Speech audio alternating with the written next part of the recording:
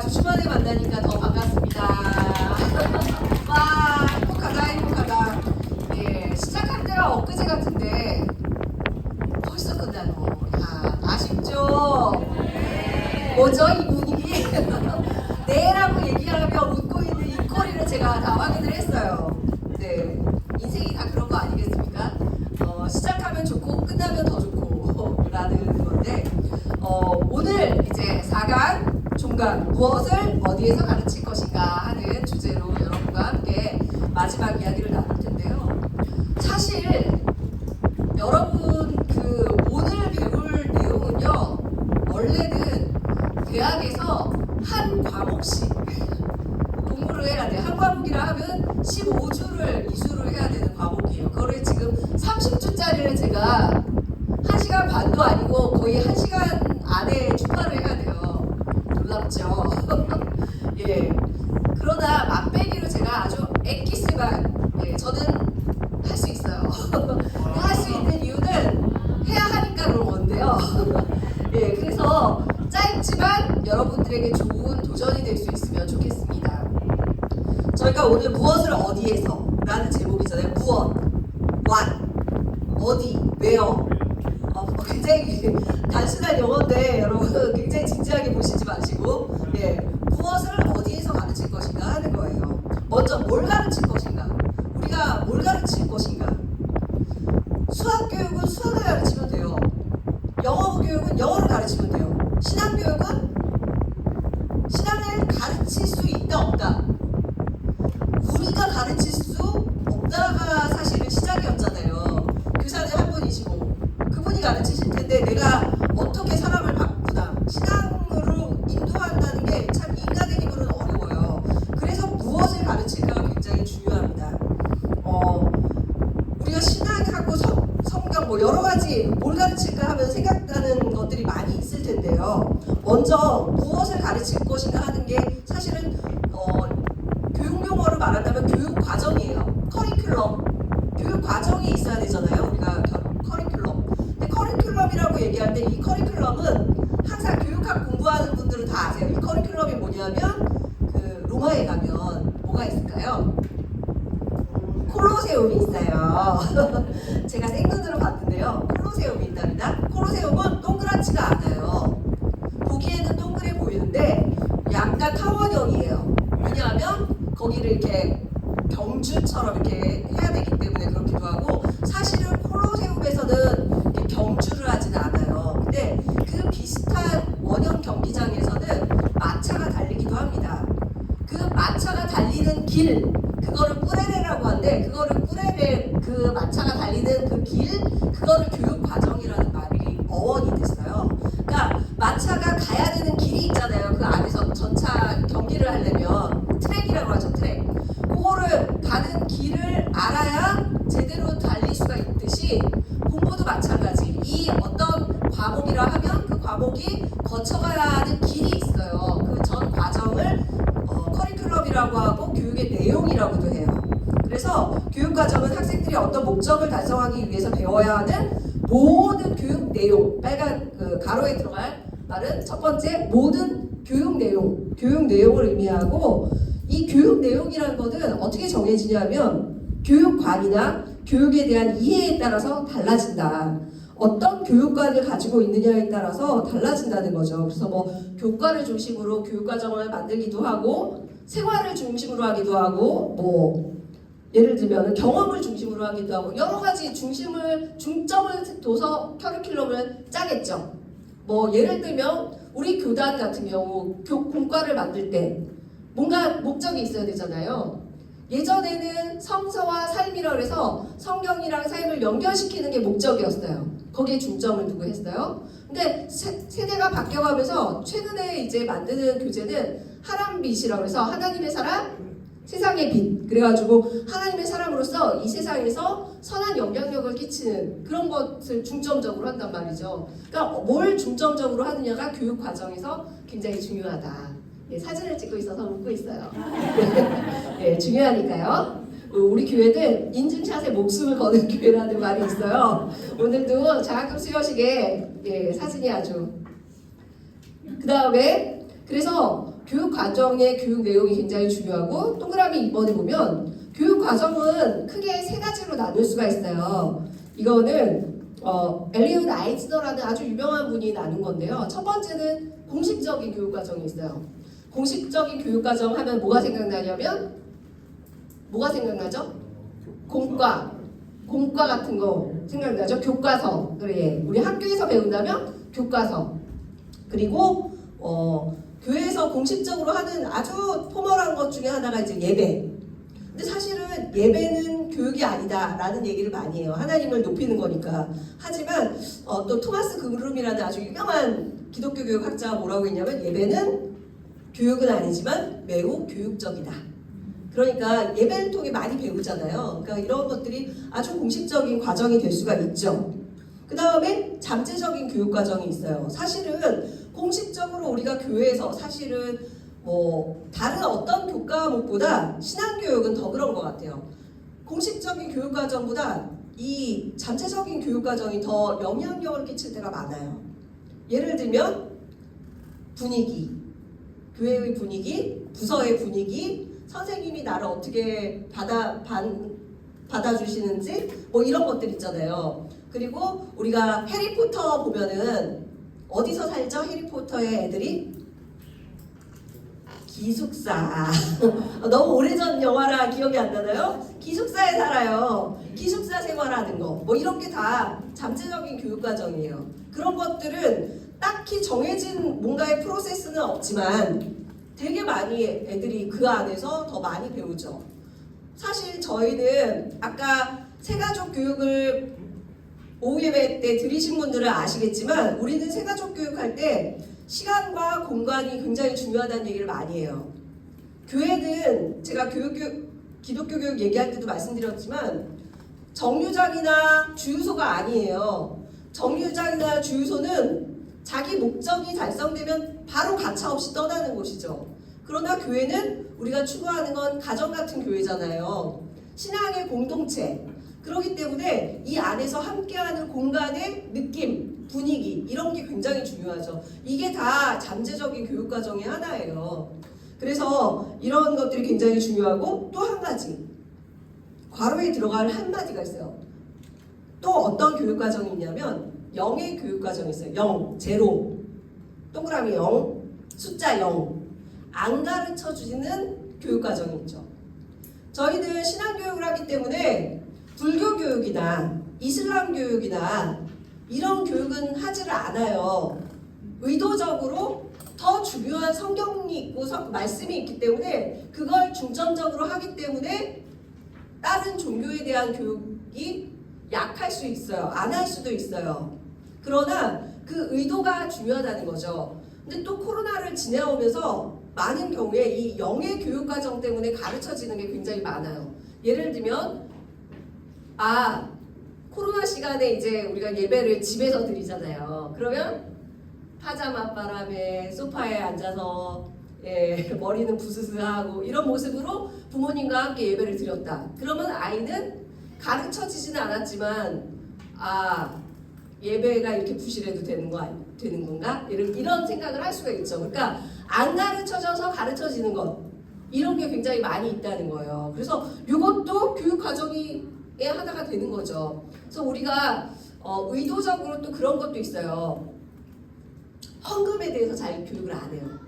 왠지 돈에 대한 얘기를 하면 부담이 될까봐 라는 교역자들의 지레짐작 그런 것도 있고 그래서 돈에 대해서는 아예 교육을 안 시키려고 하는 헌금에 대해서는 그런데 저는 개인적으로 지난번에도 말씀드렸지만 달란트 잔치라는 아주 중요한 이 행사를 어린이부에서는 항상 하는데 그거를 돈에 대한 교육도 되고 헌금에 대한 교육도 되고 하나님이 주시는 물질과 하나님이 주시는 모든 것들을 어떻게 사용할지에 대한 좋은 교육의 기회가 되죠. 그런데 많은 경우에 이런 달란트 교육이나 이런 게 연결이 안 되다 보니까 물질과 헌금에 대한 교육이 약화되는 경우도 굉장히 많이 있어요. 그래서 영의 교육도 굉장히 중요하다. 우리가 영의 교육에서 다시 잠재적 교육이나 공식적 교육으로 넘어와야 되는 것도 있고 또 이게 반대로 가야 되는 경우도 있고 그렇거든요. 그래서 그게 필요하다.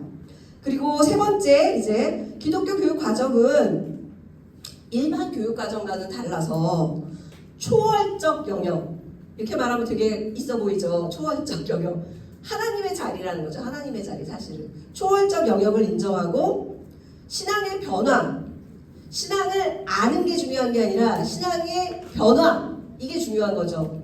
우리가 성경을 아는 게 중요한 게 아니라 성경대로 사는 게 중요하잖아요. 그죠? 그렇기 때문에 신앙의 변화를 추구하며 계시의 말씀인 성경을 중시하고 성령의 은혜를 강구하는 특징이 있다. 성령 하나님을 우리가 뭐라고 한다고 그랬죠?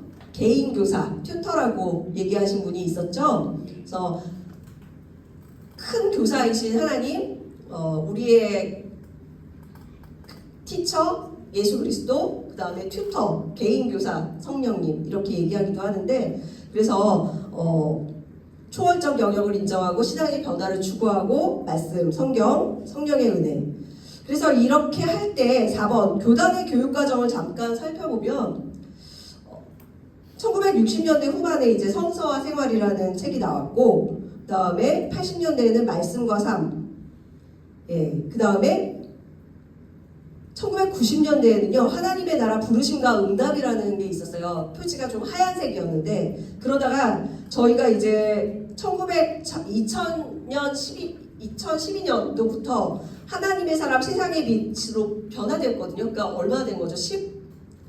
꽤 오래됐어요. 이것도 이제 변화를 할 필요가 있어요. 왜냐하면 2012년에 제가 공과 작업에 같이 참여를 했거든요. 그리고 2015년도에 졸업을 했으니까 박사과정을 하는 동안에 내내 이 교재를 만들고 이 교재가 어떤 의도를 가지고 있는지를 공부를 하고 같이 만들었어요. 그 교수님과 함께. 근데 하나님의 사람 세상의 빛이 나오기까지는 이 하나님의 사람으로서 이 세상에 정말 좋은 영향력, 선한 영향력을 끼치고자 하는 마음으로 이 교재를 만들었고, 그러다 보니까 이 교재를 만드시는 교수님의 특성이 교육과정 담당하시는 교수님이셨는데, 그거 있잖아요. 코끼리 그림처럼 다 집어넣는 거야.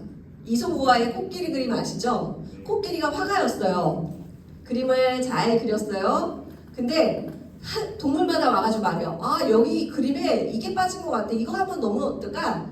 이거 하나 넣어봐라. 저거 하나 넣어봐라. 해다 보니까 물론 모든 영역, 삶의 모든 영역을 넣으려고 하다 보니까 완벽한 이 과정과 이걸 다 넣으려 보다 보니까 많이 다 커버는 됐는데 많은 분들이 너무 이렇게 방만하다라는 얘기들을 해주시기도 했어요. 그러나 저희가 볼 때 지금 우리 교재 다 사용하고 계시죠?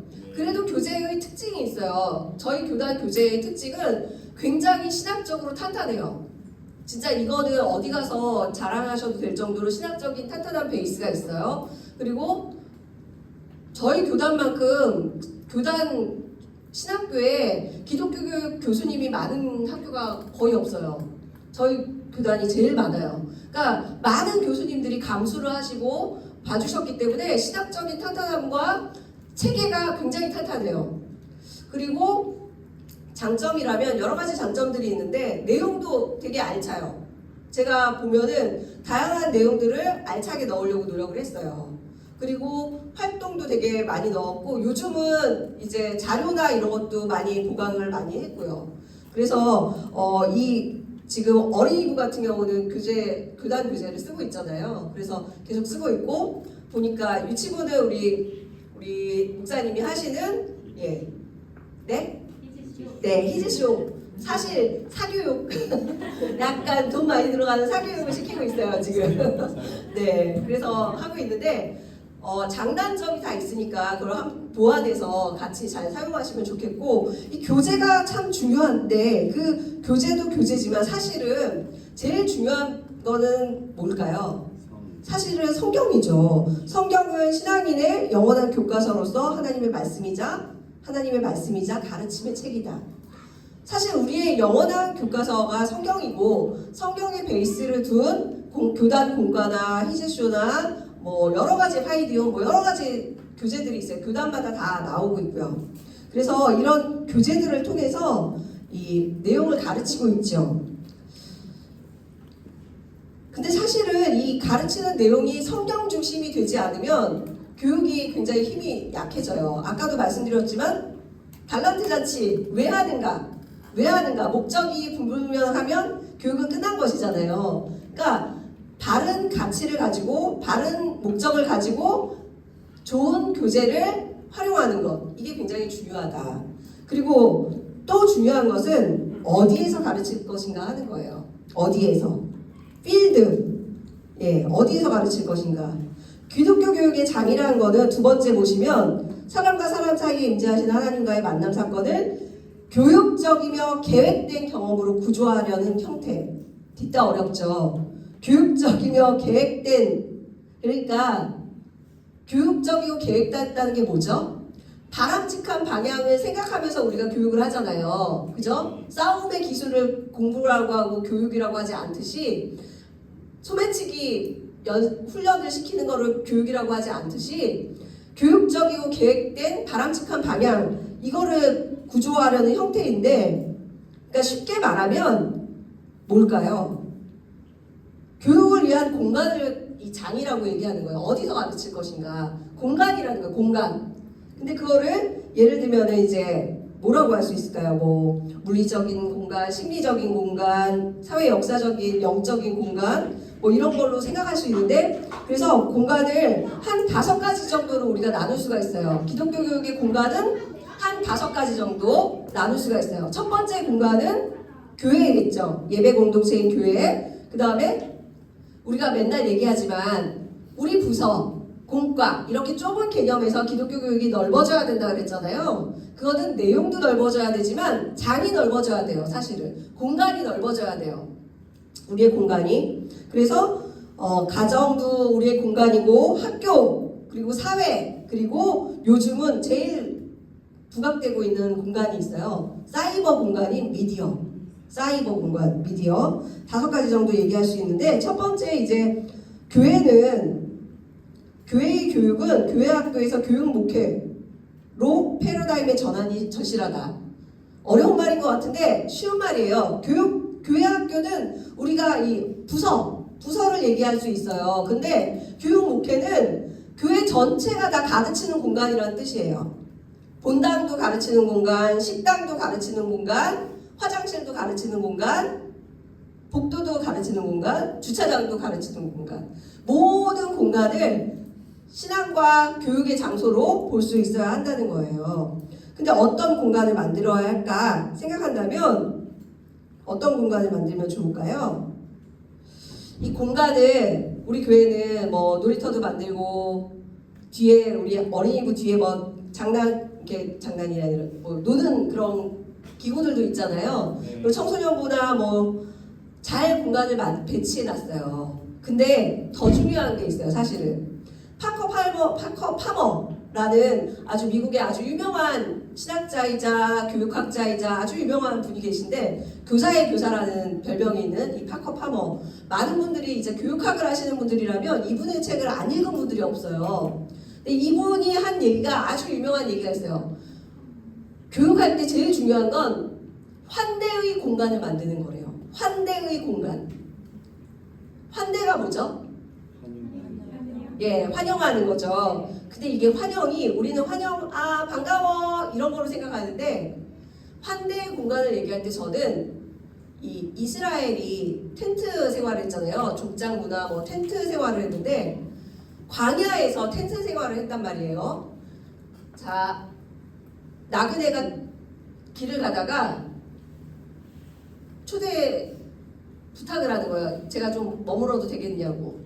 그러면 어서 들어오시라고. 여기 먹을 것도 있고 씻을 것도 있고. 이런 내용이 성경에 나와요, 안 나와요? 나오죠. 왜 나올까요? 그게 환대이기 때문에 그래요. 광야 생활 속에서 나그네가 왔는데 받아들여주지 않으면 이 사람은 이 밤중에 죽어요. 추운 한데에서 죽을 수밖에 없어요. 그런 사람에게 집을 열고 먹을 거를 나눠주고 마실 물을 주고 손 씻을 물을 준다는 것은 그 사람을 살리는 일이에요.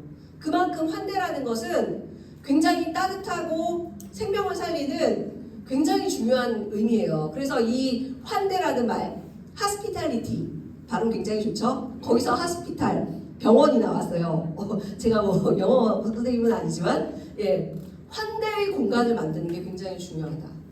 여러분의 부서에서 여러분이 있는 곳에서 환대의 공간을 만드는 게 정말 중요해요. 가정은 가정대로, 교회는 교회대로 환대의 공간을 만들어서 내가 받아들여지고 있다. 내가 이곳에서 편하게 쉴 수 있고 말씀 안에서 자라갈 수 있다. 이런 느낌을 주는 게 환대의 공간이에요. 그래서 교회가 그런 환대의 공간을 만들기 위해서 정말 노력을 많이 했어요. 저희가 초창기에 왔을 때부터 천사앱들 만들고 예, 많이 노력을 했어요. 그리고 제일 큰 환대의 공간은 우리 성민교회 어른들이에요. 어른들이 아이들을 부를 때 야라고 부르지 않고 이름을 불러주잖아요. 이름을 웬만하면 다 외워요. 그죠? 예, 현민환 그러면 누군지 다 알아요. 미안한데 우리 교회 연예인이야. 다 알아. 예, 그럴 수밖에 없죠. 아이들의 이름을 매주 주일 어른 예배 때 확인하니까요. 그러니까 아이들을 부를 때 이름을 불러주고 따뜻하게 맞이해주고 내 아이처럼 바라봐주는 눈길, 기도카드를 통해서 기도해주고 이런 모든 것들이 환대의 공간을 만드는 노력들이에요. 그래서 물리적인 공간보다 어쩌면 그 환대의 분위기의 공간이 훨씬 더 중요할 수 있어요. 그래서 교회가 그렇게 되어야 하고 두 번째 이제 가정이죠. 가정이라는 장에서 우리는 기독교 교회의 가장 중심적인 장이라고 공간이라고 생각해요. 그래서 성경은 부모의 교육적 책임을 강조하죠. 예. 그래서 뭐 호레이스 부시넬이라는 기독교 교육의 아버지라고 불리우는 그분은 뭐 가정은 하나님의 은총의 수단이다. 가정 안에서 굉장히 중요하고 그래서 저희 교단은 장로교잖아요. 장로교에서 굉장히 중요한 것 중에 하나가 또 뭐냐면 유아세례예요. 유아세례는 기독교 가정에서 태어난 아이는 기독교인이다. 이거를 인정하는 거예요. 기독교 가정에서 태어난 아이는 뭐다? 네, 기독교인이다. 왜냐하면 예전에는 아이들이 태어나서 얼마 지나지 않아서 사망하는 사망률이 굉장히 높았거든요. 제가 독일에 갔는데 루터가 태어난 교회가 있어요. 거기 가서 너무 놀랐어요. 옆에 세례반이라고 그래요. 세례를 주는 유아 세례 주는 접시 같은 게 커다란 게 있어요. 거기다 아기를 이렇게 넣다 빼요. 근데 중요한 거 겨울에 태어난 아기들은 영아 사망률이 높았대요. 물속에 아기를 그 태어난 지 8일 안에 아기들을 대부분은 유아세례를 받으니까 예, 돌아가시는 확률이 굉장히 높았단 말이죠. 그러다 보니까 빨리 유아세례를 받는 게 유행이었고 그 당시에 그리고 빨리 유아세례를 받아야 되죠. 그래야 애가 천국에 가니까. 그리고 기독교인의 자녀는 기독교인이다. 이게 굉장히 중요해요. 그러면은 누가 강조가 되는 거예요? 부모님이죠, 부모님. 부모님이 그 아이를 기독교인으로서 양육할 책임이 있는 거죠. 1차적인 책임이 부모님에게 있다. 그래서 중요한 거가 유아세례. 그래서 저희 교회에서 유아세례에 대해서 매우 강조를 하고 있고 계속해서 강조를 할 예정이고 앞으로도 쭉쭉 유아세례를 받는 아이들이 제 꿈은 뭐냐면 성민교회 담임 목사님 사모로서 제 꿈은 매해 유아세례가 끊이지 않는 거. 네, 그게 제 10년 동안의 기도 제목이었어요. 네, 아이가 계속 태어나야 유아세례를 줄 수 있잖아요. 그러니까 그게 정말 간절한 기도 제목이었어요. 그래서 유아세례 받는 우리 교인들 아이들 너무 예쁘죠.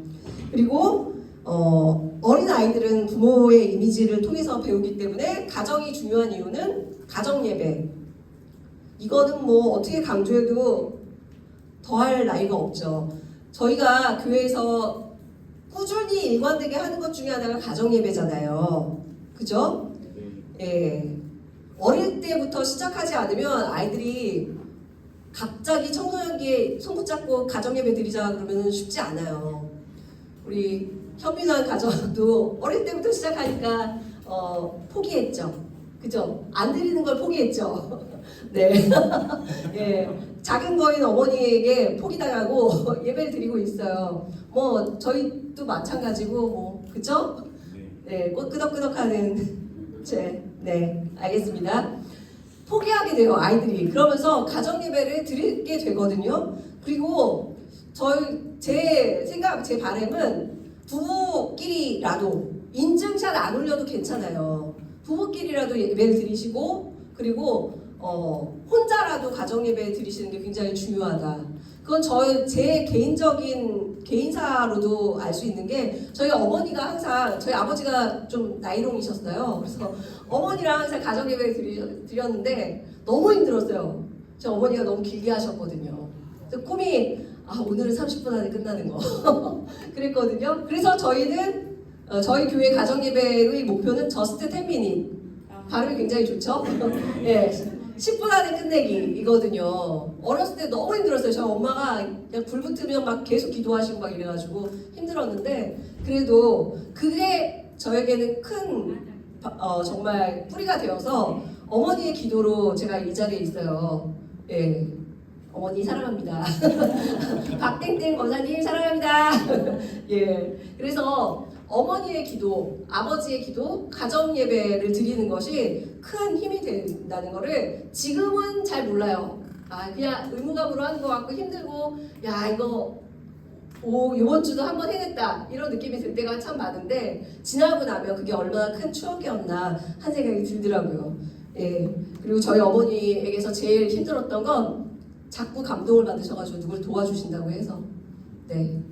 그게 너무 힘들었어요. 우리 집도 가난한데 자꾸 감동을 받으셔가지고 도와주신다 그래가지고. 근데 그게 또 굉장한 큰 자양분이 됐고, 저희 어머니의 헌금 생활, 항상 새 돈으로 준비하시는 어머니의 헌금 생활, 이런 것들이 굉장히 많은 도움이 되더라고요. 그래서 가정에서 배우는 것이 굉장히 탄탄한 그 사람의 뿌리가 된다. 예, 그게 어떤 면에 있어서는 가장 큰 잠재적인 교육이 아닐까 하는 생각도 듭니다. 그 다음에 이제 학교죠, 학교. 사실 학교는 기독교 교육이 굉장히 중요한 장인데, 학교도 종류가 따로 있습니다. 기독교 선교학교, 이게 뭐죠? 미션스쿨, 우리 대동중학교, 대동고등학교. 기독교적인 선교를 목적으로 세운 학교인데, 대다수는 예수를 믿는다, 안 믿는다? 안 믿는다. 예. 그래서 선교를 목적으로 세운 학교를 미션스쿨, 기독교 선교학교라고 하고, 기독교 학교는 기독교를 표방한 학교, 뭐 신학교도 들어갈 수가 있겠고, 기독교를 표방한 학교들이 요즘은 많아요. 그 다음에 기독교 대안학교. 대안학교는 왜 대안학교일까요? 공교육, 기존교육의 대안으로서 만들어진 학교가 많아요. 그리고 대부분 많은 경우 대안학교는 우리나라에서 미인가인 경우가 굉장히 많아요. 근데 왜 기독교 대안학교입니까? 공교육에서 잃어버렸던 신앙교육을 강조하려고 기독교 대안학교를 많이 만들었어요. 한 1990년대부터 시작해가지고 정말 많이 만들어졌고, 대부분의 대안학교가 기독교 대안학교예요.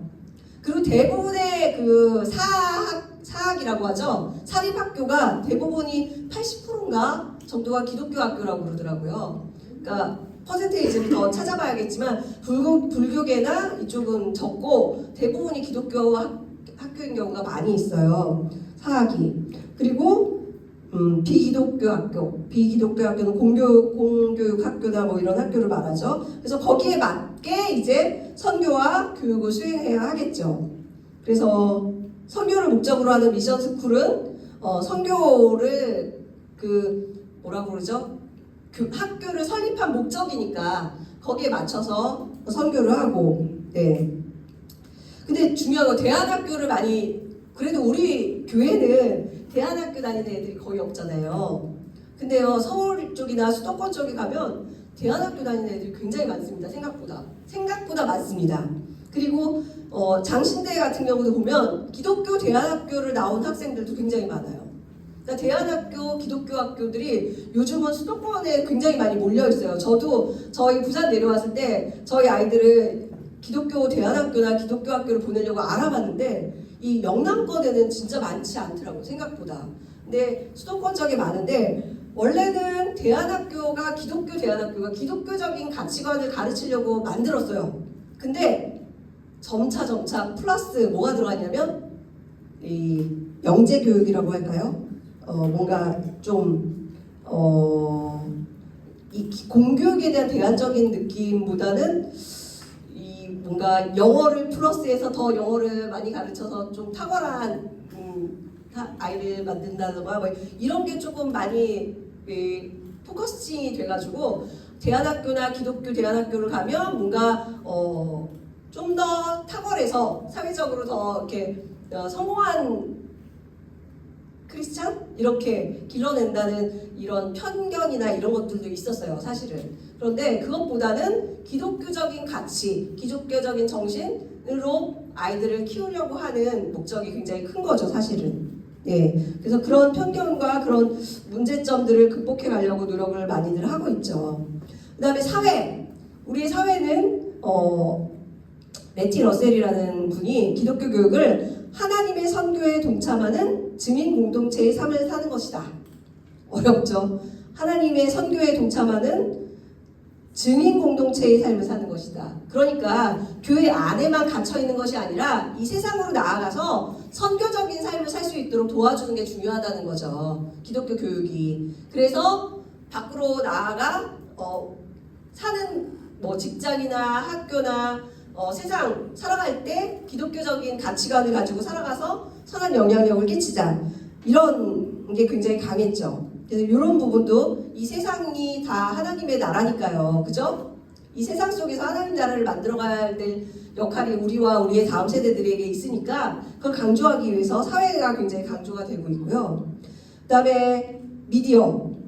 이게 굉장히 중요하죠. 예전에 이런 말이 있었어요. 우리가 사는 세상 자체가 미디어 숲이라는 거예요. 미디어 정글. 자, 아마존 정글이라고 생각을 해보세요. 아마존 정글에 길이 있나요, 없나요? 없거나 잘 안 보이겠죠. 거기서 길을 찾아야 돼요. 미디어 세상도 마찬가지예요. 누가 이리로 저리로 가면 오늘 말씀처럼 오만한 자의 자리에 앉게 되는 경우가 생겨요. 그래서 길을 찾아야 된다. 미디어 숲에서 길을 잃지 않기 위해서 길을 찾아야 되는 게 굉장히 중요하다라는 얘기를 많이 합니다. 이게 미디어 교육을 할 때 첫 번째예요. 미디어 교육을 할 때. 제가 2004년, 2002년, 2003년 요 어간에 처음으로 초등학교 고학년 아이들을 대상으로 미디어 교육을 한 적이 있어요. 교회에서. 미디어 캠프를 했어요. 겨울에. 근데 미디어 캠프를 하면 제일 먼저 하는 게 뭔지 아십니까? 미디어 중독 증세 이거 체크하는 거예요. 그러면 거의 대부분의 아이들이 미디어 중독이라고 나와요. 예, 왜냐하면 그때 당시에 기준이 뭐였냐면 미디어를 연달아 1시간 이상 한다. 그럼 뭐 여기 다 중독인 거예요. 예. 그러니까 우리가 사실 예전이나 지금이나 더 심한, 지금은 더 심하죠. 옛날에는 미디어 그러면 뭘 생각했냐면 컴퓨터나 텔레비 정도였어요. 20년 전에는. 근데 지금 뭐예요? 다 손 안에 있어.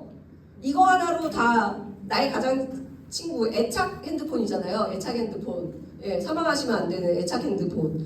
그러니까 이거 하나로 모든 친구를 다 대신하는 세상 속에서 얘를 끊어? 이건 내 애착 친구를 끊는 거지. 그러다 보니까 대부분의 사람들이 미디어 중독 증상인데 중요한 것은 자기가 중독이라는 것을 자각할 때부터 해결의 실마리가 시작되는 거예요. 모든 중독은요. 알코올 중독, 마약 중독, 어쩌고 중독, 저쩌고 중독 다. 중독은 굉장히 치명적인 거거든요. 근데 미디어 중독은 치명적이라는 생각을 못해요. 그게 굉장히 중요하죠. 그래서 지금 현재 우리 기독교 교육적인 상황에서도 미디어 교육을 굉장히 중요하게 생각해야 돼요. 그래서 교회에서 아이들에게 미디어 교육이 되게 필요한 세상이 되었다. 제가 달란트 잔치와 그 돈에 대해서 얘기할 때도 돈이 어떤 의미가 있는지 기독교적인 가치를 아이들에게 전해줘야 하듯이 미디어가 어떤 가치를 가지고 있는지도 기독교적으로 전해줘야 할 필요가 있는 거예요. 그래서 미디어의 세상에서 살아가고 있고 또 하나는 이제 미디어 이즈 메시지다. 마샬 맥루안이라는 미디어 학자가 그런 말을 했거든요. 미디어는 메시지다. 미디어는 사실은요. 미디어의 뜻이 연결하는 거예요. 메시지를 연결해주는 그 도구라는 뜻이거든요. 미디어는 그렇잖아요. TV나 핸드폰이나 예전에 올드 미디어가 책이에요. 책. 그런 거는 다 세상과 나를 연결해주는 매개체잖아요. 매개체를 미디어라고 하는 건데 이제는 그 매개체가 메시지가 돼버리는 세상이 되어버렸다. 그래서 어떻게 해야 되나 그러면 어떻게 해야 될까요?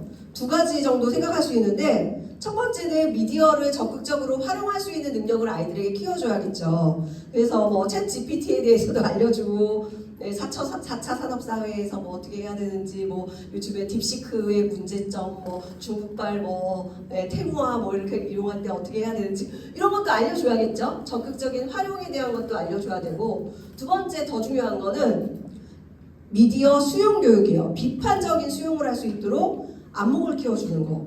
교회에서도 필요해요. 왜냐하면 예전에요.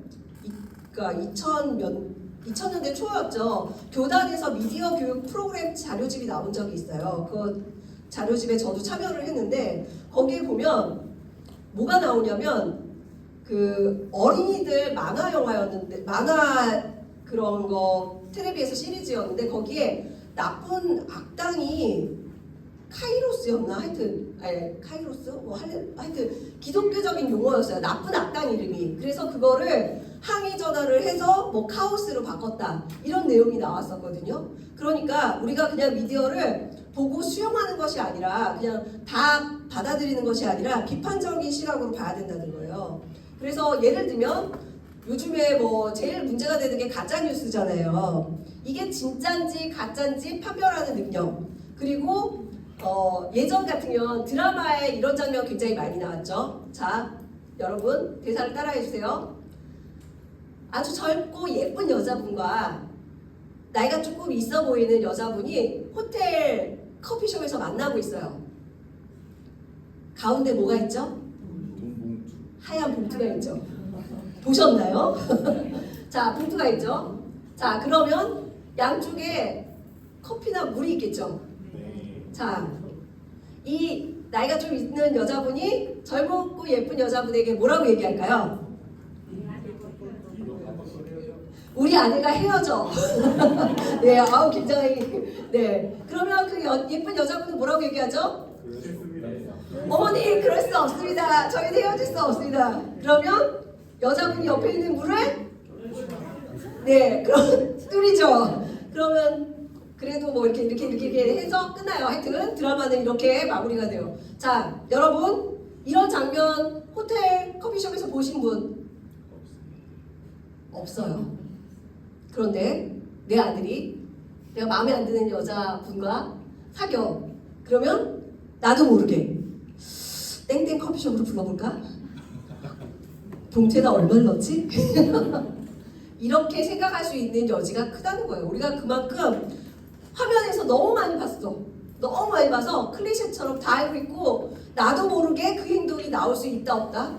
있다는 거예요. 그래서 비판적으로 보면 아, 이거는 사실과 다르다. 이렇게 문제 해결을 하는 것은 나쁘다. 이걸 비판적으로 봐야 된다는 거죠. 또 예를 들면 제가 저 어렸을 때 많이 봤던 게 뭐냐면 전설의 고향. 자, 까만 옷을 입고 있어요. 까만 모자를 쓰고 있어요. 입술은 무슨 색이죠? 빨갛거나 보라색 약간 그런 느낌의 남자분이에요. 그분은 누구? 네, 저승이. 자, 위아래로 하얀 소복을 입고 있어요. 네, 그분의 발은 보인가요? 안 보이나요? 안 보이죠. 둥둥 떠다니니까요. 자, 이런 저승사자와 소복 입은 바람 보이는 여자분 보신 분 거의 없어요. 그런데 우리는 귀신, 저승사자 그러면 전형적인 모습을 갖고 있어요. 왜 그럴까요? 미디어의 힘이죠. 미디어가 보여주는 거죠. 그러면 그게 진실이라고 생각을 자꾸만 해요. 또 요즘에 미디어에서 많이 보여주는 게 뭐냐면 다시 태어나면이라는 거죠. 인생 몇 회차. 우리는 다시 태어날 수 있다 없다? 없다. 인생 노빠꾸. 제가 말씀드렸잖아요. 노빠꾸예요. 근데 자꾸 다시 태어나면 옆에 있는 남편과 결혼하실 것입니까? 못해요. 다시 안 태어나니까요. 그런 질문에 의미가 없어요. 그죠? 네. 사모님과 다시 그런 거 질문하면 안 돼요. 아시겠죠?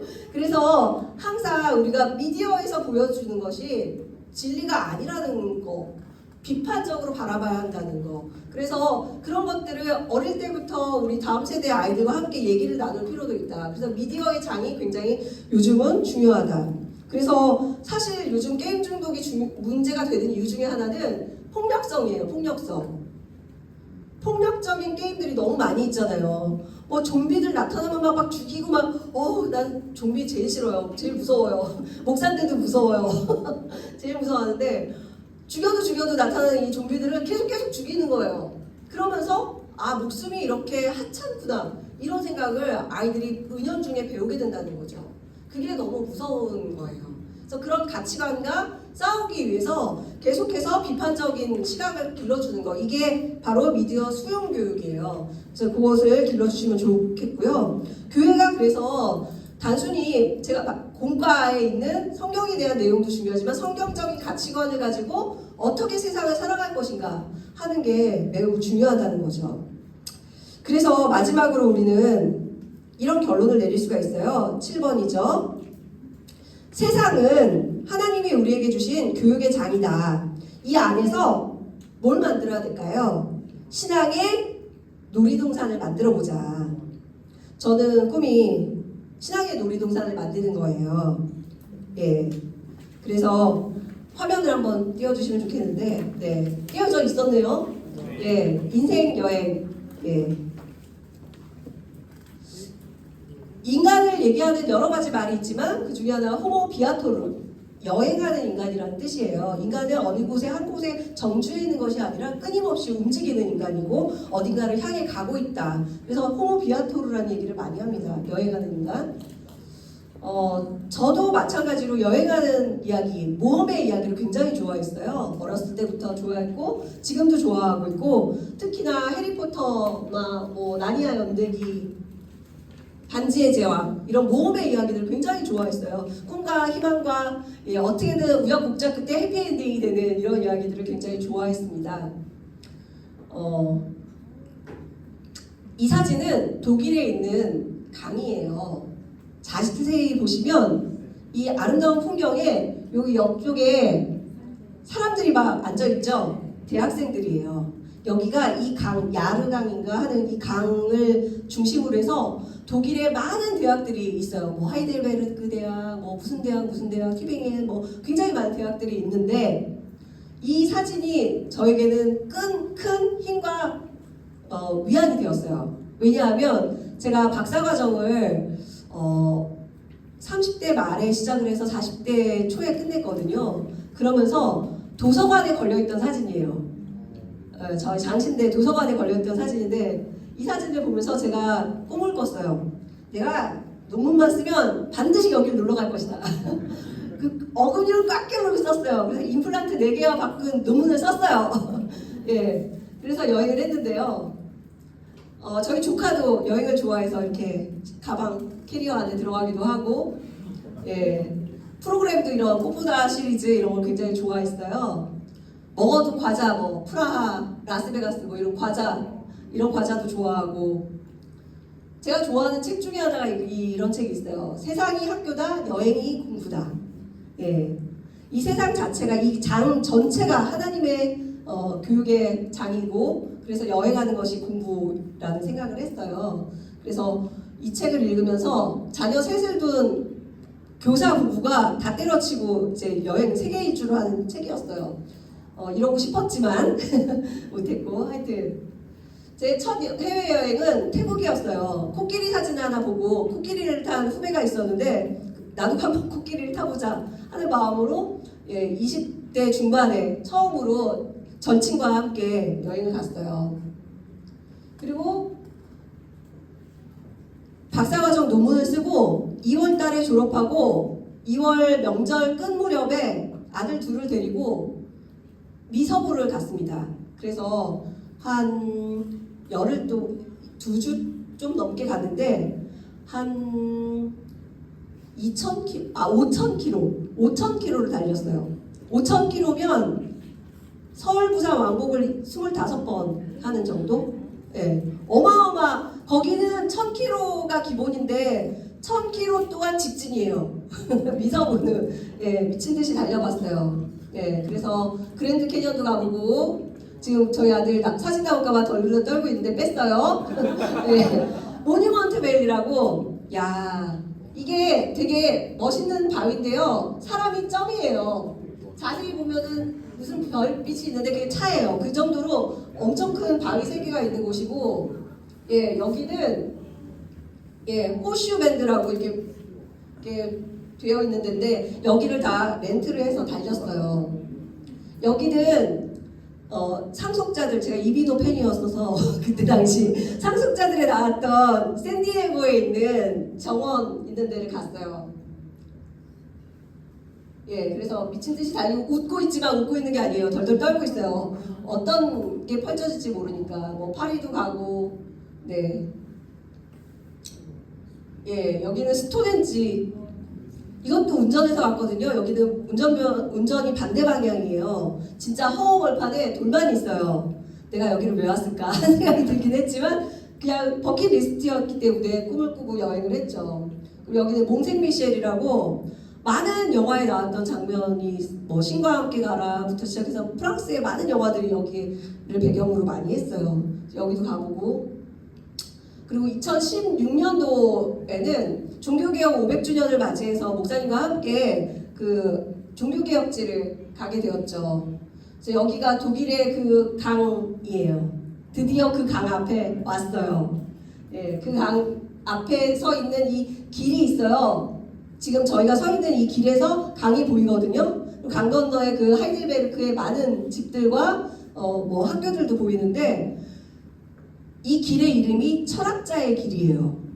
예, 철학자, 아주 유명한 하이데거 뭐 아주 유명한 철학자들이 이 길을 산책했기 때문에 붙여진 이름이에요. 별거 없어요. 그냥 승합산 같아요. 근데 거기에 유명한 사람이 걸었기 때문에 철학자의 길인 거죠. 그래서 이 길에서 보니까 너무 아름답더라고요. 내가 이걸 위해서 임플란트 4개와 바꾼 논문을 썼구나 하는 생각이 들었어요. 뭐 피라미드도 봤고요. 뭐 이과수도 가봤고요. 이틀에 걸쳐서. 그리고 제일 중요한 건 안식년에 목사님과 함께 디즈니 월드를 간 거였어요. 잠깐 제가 보여드렸었는데 50주년이었는데 디즈니 월드를 간 이유가 있어요. 아이들에게 기독교 교육 학자로서 신앙의 놀이동산을 만들어주고 싶은데 전 세계에서 가장 놀이동산으로 탁월한 데를 한번 가봐야 되진 않겠나 해서 여기를 패키지 아니고요. 비행기, 와댕 비행기 타고 여기저기 찍고 해가지고 여기 갔어요. 목사님을 괴롭혀가면서 이 플로리다에 7일을 있었는데 6일 동안 6개의 놀이동산을 돌았어요. 하루는 주일이었어요. 그래서 이 놀이동산을 돌았는데요. 뭐 별걸 이렇게 다 있죠. 여기 아바타 그 타는 게 있는데요. 인터넷에 검색해보면 전 세계에서 현존하는 최고의 라이드 그 타는 거 어트랙션. 야, 이것은 어트랙션의 끝이다. 끝판왕 아바타 꼭 타보시기를 바라는데 나이 50에 이걸 타려니까 너무 힘들더라고요. 예전에 같았으면 즐거웠을 텐데 이게 고행이에요. 고행. 이제 놀이동산을 도는 게 고행이었어요. 그러나 다 돌아갔어요. 행복했어요. 왜냐하면 우리 아이들에게 어떤 걸 줘야 될지 생각했거든요. 여기는 그 유니버셜 스튜디오, 플로리다에 있는, 여기도 유니버셜 스튜디오가 2개 있거든요. 그러니까 디즈니 월드 4개, 유니버셜 2개를 돈 거죠. 예. 그래서 해리포터의 궁이 이렇게 있는 데를 가서 보기도 하고. 그래서 이걸 보고 와서 정말 우리 성민교회 다음 세대들에게 신앙의 놀이동산을 만들어주고 싶었어요. 그래서 그걸 꿈꾸면서 살아가고 있습니다. 뭐 처음에 와서부터 우리 천사획들을 만들기도 했고요. 더 중요한 건 사실은 공간보다 아까 더 중요한 게 뭐라고 그랬죠? 환대의 공간, 환대의 분위기잖아요. 이 세상이 정말 아름다운 하나님 만드신 신앙의 놀이동산이라는 걸 아이들에게 가르쳐주고 싶었고, 그래서 캄보디아 단기 선교도 아이들이 많이 가는 교회가 되었어요. 이런 교회가 거의 없어요. 전국, 전 세계를 따져봐도 없을 거예요. 제가 많은 교회의 사례를 알고 있지만 다음 세대가 이렇게 많이 가는 연탄봉사, 캄보디아 없어요. 그래서 아이들이 어릴 때부터 신앙 영재 교육, 조기 교육을 받는 교회다라는 자부심이 있고요. 그리고 이렇게 아이들이 많이 배우고 많이 크고 올해는 안 가신 분들은 매우 씁쓸하고 가본 분들은 정말 행복한 이곳에 영국 참 표정이 막 밝지는 않지만 네 아이들을 보냈어요. 이 세상이 얼마나 아름다운 곳인지 하나님 만드시는 아름다운 곳에서 더 많이 배우고 더 많이 깨닫고 더 많이 체험하고 더 많이 배워서 더 많이 나누는 다음 세대들이 다 되기를 바라면서 저희가 정말 허리띠를 졸라 매면서 보냈어요. 그래서 아이들이 정말 많은 것들을 보고 왔고 많이 배웠죠. 그래서 우리 성민교회는 어떤 교회인가? 아까 다음 세대를 키우는 교회다. 다음 세대를 사랑하는 교회다. 그 다음 세대를 위해서 우리 어른 세대가 우리 아이들에게 신앙의 놀이동산을 물려줬으면 좋겠습니다. 신앙의 놀이동산을 교회 안에서 그리고 이 세상에서 만들어줬으면 좋겠다. 그런 마음을 꿈꾸면서 기독교 교육이란 무엇인가? 긴 과정에서 마지막 신앙의 장 공간에 대한 이야기를 마무리를 하려고 하고요. 성경 말씀 괄호를 또 채워야겠죠? 감동 파괴. 내 하나님 여호와께서 이 괄호에 넣으셔야 되는데 40년 동안에 내게 광야 길을 걷게 하신 것을 기억하라. 이는 너를 낮추시며 너를 시험하사 내 마음이 어떠한지 그 명령을 지키는지 지키지 않는지 알려하려 하심이라. 신명기 8장 2절 말씀인데요. 40년 동안 광야 생활을 이스라엘 백성이 했잖아요. 광야 길을 걷게 하신 것은 광야 길을 걷는다는 게 이제 교육 과정이잖아요. 교육 과정 길을 걷는다. 아까 쿠렐의 교육 과정. 마음을 낮추시고 마음이 어떠한지 하나님의 말씀을 지키는 것을 가르치시기 위해서 광야라는 공간 안에서 그 길을 따라서 가는 과정에 교만을 꺾으시고 순종하는 마음으로 가게 하는 교육 목적을 가지고 진행이 되었다. 우리의 인생도 마찬가지인 것 같아요. 우리의 인생을 광야라고 얘기하잖아요. 살아가는 이 세상을 이 광야의 길을 어떻게 갈 것인가. 하나님의 말씀을 붙잡고 교육 과정을 붙잡고 그리고 그 과정을 이어가면서 하나님의 장에서 하나님의 말씀을 더욱더 순종하며 진행하는 것, 이게 우리에게 필요한 신앙교육이 아닐까 싶습니다. 여기까지가 이제 어디에서 무엇을 가르칠 것인가 하는 내용이었고요. 이제 정말 마지막 마무리, 지난 시간 되돌아보기입니다. 나는 첫 번째 시간에 뭘 배웠죠? 스티커. 나는 다음 세대 선교사다. 기독교 교육은 뭐다? 입양이다. 복음으로 낳은 내 아이를 키우는 거. 그래서 성민교회는 내 진짜 혈육 아니고 모든 아이들이 다 하나님의 자녀로서 입양한다. 그 다음에 기독교 교육은 넓은 의미로 생각해야 하고 선교지가 된 다음 세대를 위해서 우리가 기성세대들이 신앙의 각성을 해야 한다. 라는 얘기를 첫 번째 시간에 했습니다. 친절한 강사입니다. 두 번째, 교육은 무엇이 전부다? 목적이 전부다. 기독교 교육은 하나님 나라 백성, 성민, 예수 그리스도의 제자를 양육하는 것을 목적으로 한다. 그 목적을 잃어버리면 엉뚱한 데로 간다는 거죠. 그래서 목적이 전부다. 그 다음에 세 번째 시간에 뭐 했죠? 진정한 교사는 누구라고요? 하나님 한 분이다. 우리는 하나님의 사역에 동참하는 교사다. 진정한 교사는 하나님 한 분이시고 우리는 하나님의 사역에 동참하는 교사일 수 있고 교회는 모두가 모두의 교사가 되는 신앙 공동체이고 모두가 모두의 교사가 되는 신앙 공동체이고 특별히 코로나 이후에 성인 세대 그 중에서도 아버지 세대가 열정을 회복하여 교사가 되는 것이 관건이다. 아버지 세대 중요하죠. 그 다음에 세 번째 시간에 또 하나 뭐 했죠? 나는 학생이다라는 거였죠. 우리는 하나님 앞에서 평생, 잠깐이 아니고 평생 배우는 위치에 있는 학생이다. 여러 발달 이론은 인간이 평생 성숙해가는 과정에 있음을 알게 해주죠. 그래서 결국 우리 모두 인간 학생의 이상향은 누구를 닮는 거? 그리스도를, 예수 그리스도를 닮는 것이다. 여기까지가 지난 시간에 한 거고, 오늘 두 가지는 5번 인생길에서 말씀하시는 하나님. 교육과정은 초월적인 영역을 인정하고 신앙의 변화를 추구하며 계시의 말씀인 성경을 중시하고 성령의 은혜를 간구한다. 성경은 신앙인의 영원한 교과서로서 하나님의 말씀이자 가르침의 책이다. 다 따라오셨나요? 네. 그 다음에 마지막으로 세상은 신앙의 놀이동산이다. 이 세상의 영역들인 가정, 교회, 학교, 사회, 미디어 속에서 신앙의 놀이동산을 경험하며 하나님의 사람으로서 믿음의 인생 여행을 이어가자라는 게 오늘의 마무리였어요. 자, 와, 자, 그냥 끝나면 참 좋을 텐데 네 번의 강의를 들으면서 빈칸이 있죠? 네 번의 강의를 들으면서 가장 인상 깊었던 강의와 내용을 간략하게 적어보세요. 자, 간략하게 적어보세요. 자,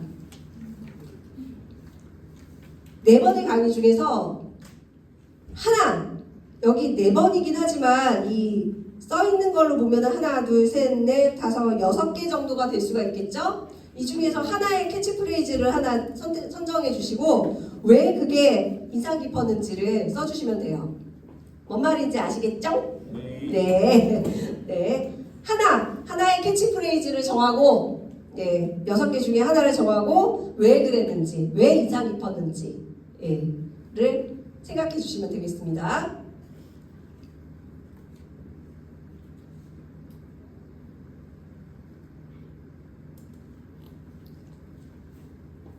간단하게만 쓰시면 돼요. 저는 긴 거를 별로 좋아하지 않기 때문에 간단하게만 써주시면 좋겠고,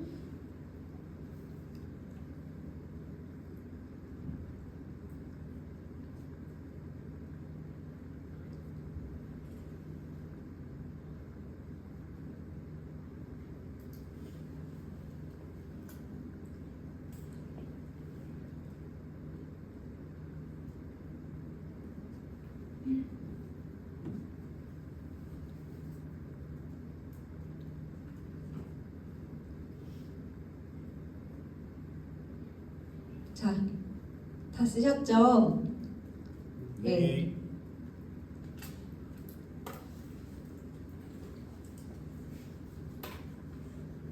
자, 이제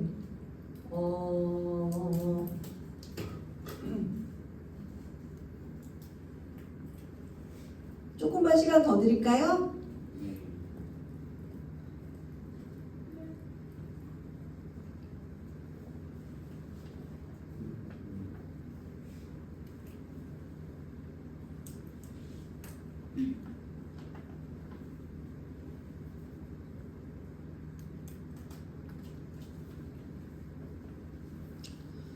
좀 더 길게 쓰는 거는 집에 가서 이렇게 마음을 정리하고 써보시면 좋을 것 같고요. 지금은 간단하게만 얘기해 주시면 되겠습니다.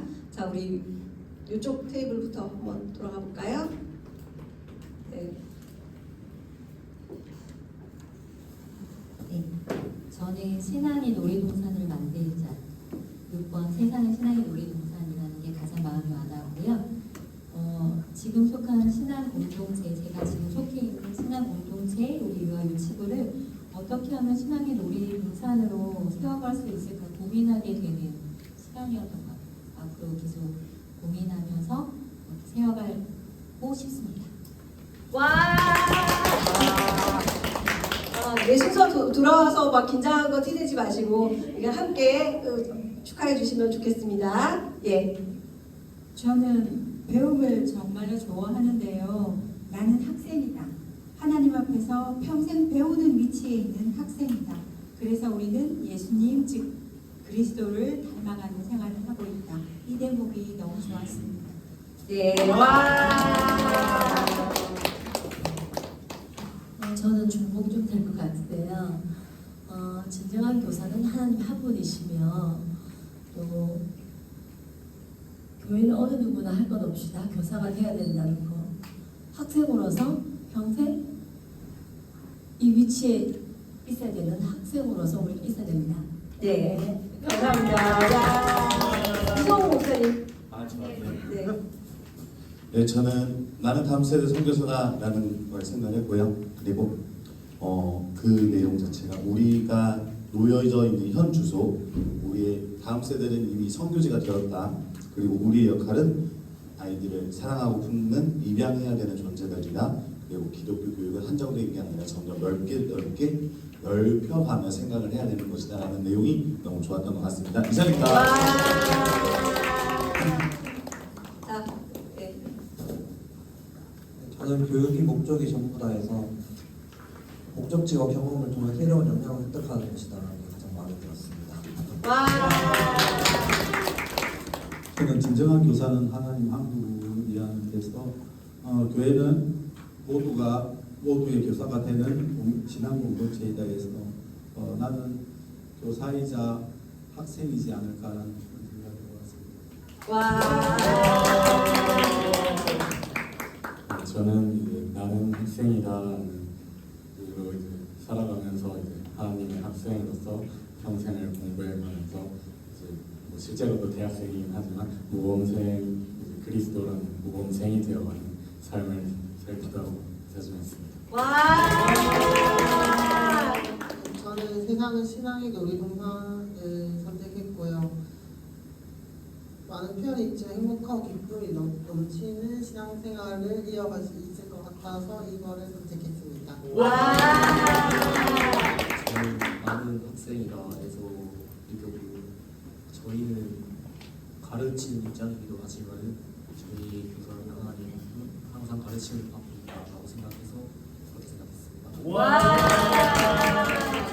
저도 나는 학생이다라는 부분에서 내가 누구를 어떻게 가르칠 것인가에만 집중을 했었는데 이번에 들으면서 나도 양육자인 동시에 학생임을 상기시킬 수 있었던 시간이었습니다.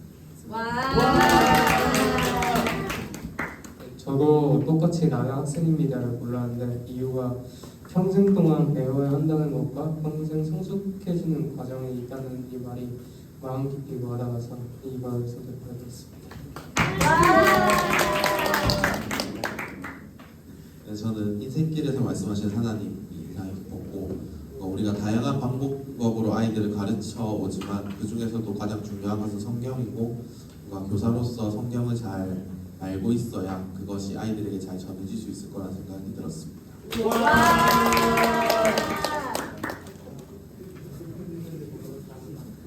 저는 첫 번째 강의 나는 다음 세대 선교사가 기억이 남았는데 기독교 교육을 처음에 어떻게 해야 될지 잘 몰랐었는데 다른 교육과 비교하고 또 기독교 교육 안에서 여러 교육들을 바라보면서 내가 기독교의 교육에 대해서 어떻게 바라보고 생각해야 하는지 배울 수 있었던 것 같습니다.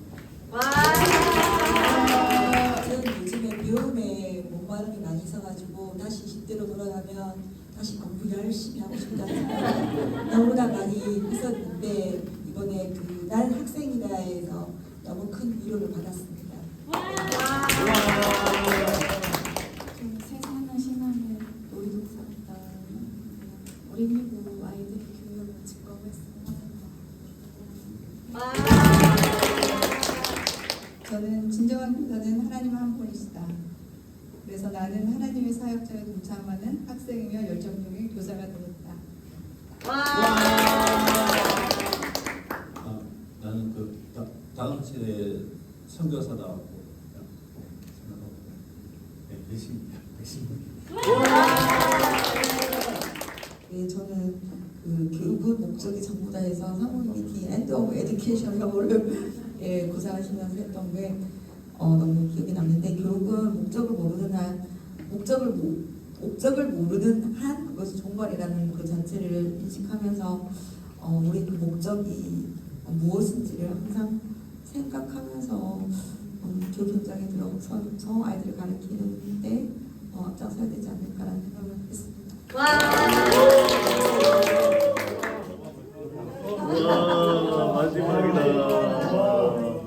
저도 진정한 교사는 하나님 한 분 이걸 선택했는데 교회에서 모두가 모두의 교사가 될 수 있다고 했으니까 목사님과 언니 오빠들께 많은 것을 배우고 그만큼 아직 하나님을 잘 모르는 친구들한테는 제가 가르쳐주고 도와주고 싶다고 생각했습니다. 예, 수고 많으셨고요. 여러분들 그렇게 많은 것들을 깨닫고 좋아해 주셔서 너무 감사하고, 많은 분들이 학생과 교사에 대한 바른 정립 그리고 그 의미를 다시 한번 되새길 수 있는 시간이 되어서 좋았던 것 같고, 예, 뻔하지 않은 강의라 좋았죠? 네. 네, 그래서 우리가 신앙교육이 행복한 경험이 되었으면 참 좋겠어요. 그래서 오늘까지 이 4주를 통해서 여러분들의 신앙교육에 대한 생각들이 다시 한번 탄탄해지고 함께 행복한 경험들을 우리 다음 세대들과 해나가는 여러분 모두가 되시기를 축복합니다. 그러면 기도하고 기념 단체 사랑 찍고 끝나겠습니다. 기도하겠습니다. 하나님 감사합니다. 사랑하는 우리 모든 양육자들 함께 모여 고민하며 하나님의 사람으로서 어떻게 우리 다음 세대들을 양육할 것인가 고민하며 함께 신앙의 놀이동산을 만들어 가려고 노력하여 왔습니다.